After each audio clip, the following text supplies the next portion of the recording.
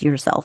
Because if you got yourself when it comes to your core, then it's easier to make decisions and stick to them and have your back. The next one is honor your boundaries. And I talk about this all the time. Give me a problem in your relationship, and I'll tell you the root of that problem is a boundary, either a lack of boundary or a violation of a boundary that has not been followed through by a consequence. It's that easy. Every single problem in your relationship is because of a boundary, lack of or violation of a boundary, and the consequence of that boundary not being followed through. And really quick, like I always say, a boundary is all about you. And this is the part that most people get wrong. They use a boundary to threaten people, to control people. That's not a boundary. That's not a boundary. Okay? A boundary is saying, I will do this. Okay? A boundary is saying, if this happens, I will do this. In no place there, you are controlling people. We're not telling anyone what to do. You are just stating your truth. You're stating what you want, and you're stating what you will do to protect yourself physically, emotionally, spiritually, and mentally. That's it. That's all you're doing. You're letting people be free and do whatever they want to do. You're being so kind and generous. And at the same time, you are taking care of yourself, standing up for yourself, valuing yourself, and saying yes to yourself. Notice how all these things build up your self-trust, your self-love, self-confidence, and assertiveness. Okay, number 3, dependability. Follow through when you say you are going to do something for yourself. If your boss tells you tomorrow I need you to show up at 8:30 for a meeting, you bet you're going to be there, right? Because you're getting paid. Because if you don't, you're going to get fired. But what if you tell yourself, I'm going to go to the gym tomorrow at 8:30? Morning comes and you're like, it's 7 and you're like, oh, I'm so tired. Maybe I can go later. Maybe I don't have to go. Or you set up a time every day to eat, to do brain dumps, to do breathing techniques, to do breath work. And then your kids come and they're like, oh, mom, can you come watch a movie? And you're like, no, it's mommy time. And they're like, oh, come on. And your self-guilt and your mom guilt comes up and you're like, oh, if you don't do it, you're a bad mother. Yeah. Or even they tell you, I don't like you. You're a horrible mom. You don't want to spend time with me, right? And you hear that. And instead of having your back and holding on to your beliefs, to your promise to yourself, you give in to what other people are telling you, or to what the emotion is telling you right now, or your defense mechanism is saying for you to do. Notice the small little promises you make to yourself that you're breaking every day. If you make a promise to yourself, keep it. Honor it. Because every time you break that promise, you're breaking a part of your trust. You're hurting yourself. And you're showing up broken. You're showing up less than what you could show up if you were to take care of yourself. You're not showing up confidently, assertively, and intuitively. You're showing up out of guilt. So the next one is forgive. And I put it there because it follows right through after you don't listen to yourself. After all those times you said you're going to do something and you don't. Next one is so important. Forgive yourself. Let go of the self-judgment and learn from your past self. What was she feeling when she gave in to the guilt? What was she feeling when she gave in to the loneliness? What was she feeling when she gave in to what this guy was telling you and you trusted again? What was she feeling? What was she telling herself? What was she experiencing? Notice that she was doing the best she could. Learn to love and forgive that past version of yourself. And this is a lot of the work I do with my clients as well, learning from your past and using your past to gain more self-confidence, to learn how amazing you are, because that past version of yourself is the warrior. It is the one that has gone through all the horrible things, so you can be here and know that 2020 is better. That what does it say? 2020 is hindsight is 2020. I don't know, whatever that saying is, where now you know what not to do. Now you know what you want and what you don't want, because your past self has just taught you that. Okay, so learn to forgive yourself and have compassion and drop the self-judgment. Okay, what can she teach you, right? Your past self is there to teach you something. Use that. Okay, the next one is be kind. Be kind and loving when you fail, when you give in.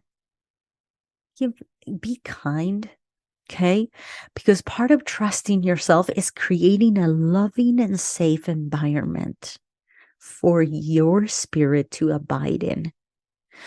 What kind of home and what kind of environment do you have for your soul, your spirit to be in? Is it chaotic? Is it a mess? Is there clutter everywhere? Is there loud voices of hate and shame and guilt? And you should have done, and you could have done, and you didn't do this, and you needed to do this. You must be wrong. This is wrong. You are wrong. Is it that? Or is it a love, warm, and inviting environment for your spirit, your intuition, your inner wisdom to speak up and be safe to speak up and be loud and bold? What kind of environment do you have? For years, I thought I was good. And then I took a deeper dive into my inner dialogue and I realized, oh my gosh, I'm bullying myself. I'm beating myself up. Unless I meet this expectation, I'm not going to give you any rewards. Unless you get an A, I'm not giving you any stickers. That's how I used to treat myself on the inside. Right? It's A or nothing. And not even A minus. A minus doesn't deserve any stickers or rewards. That's how I treated myself. How are you treating yourself? Are you being kind to yourself when you fail, when you give in? Remember, there are no such things as mistakes. They're only lessons. And there is no book on how many times you personally, you need to make that mistake until you learn your lesson. It might take you 10, 20, 30, a lifetime of making the same mistake for you to learn the lesson. There is no book. Nobody wrote a book. And if you wrote it in your head, drop it. It's imaginary.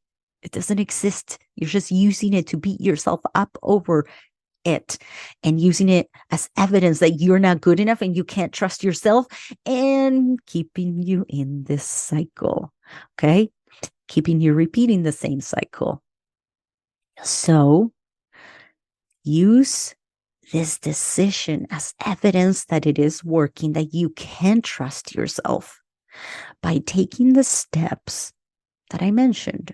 Okay. So decide to do it. Get out of indecision right now. Make the decision right now. Okay.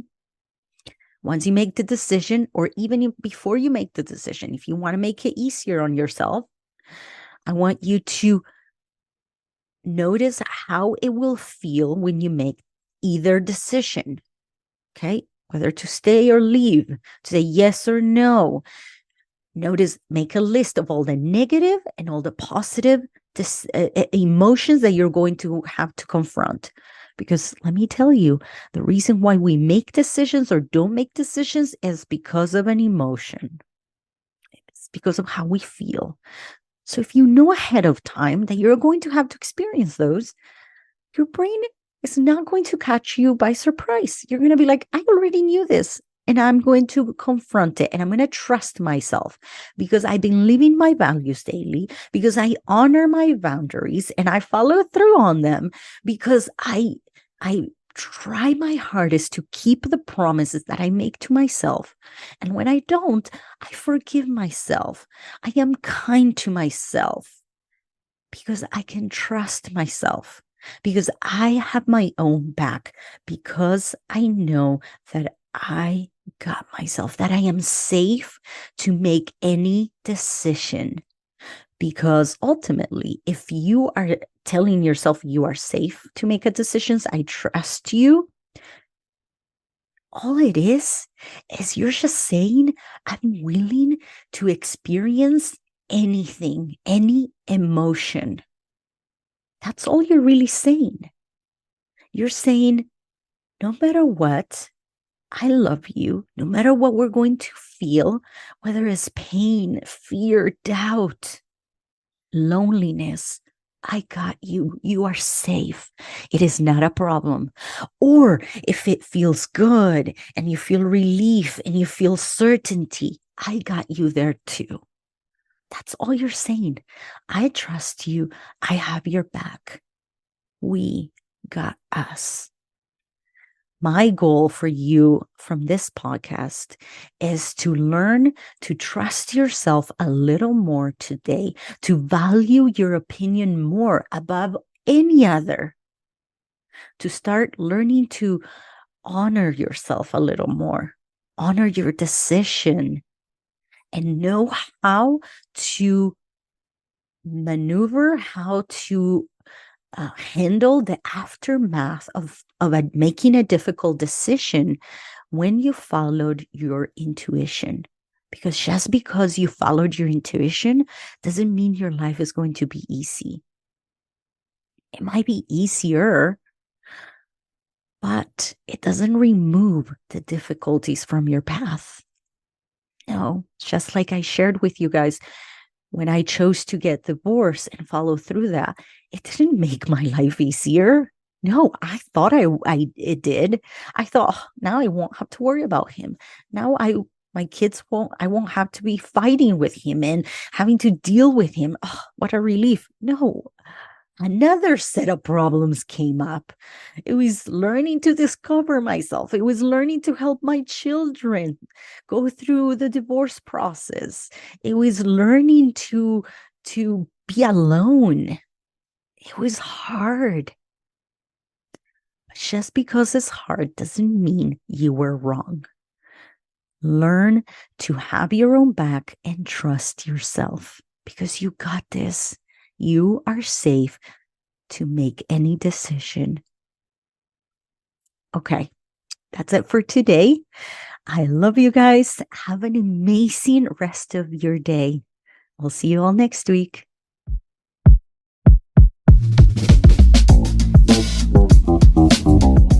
To keep up to date with what's coming up, be sure to follow me on Instagram at Elisa, ELISA, _Fucci, FUCCI, _coaching, and on Facebook at Elisa Fucci. You can also email me at elisafucci.coaching@gmail.com.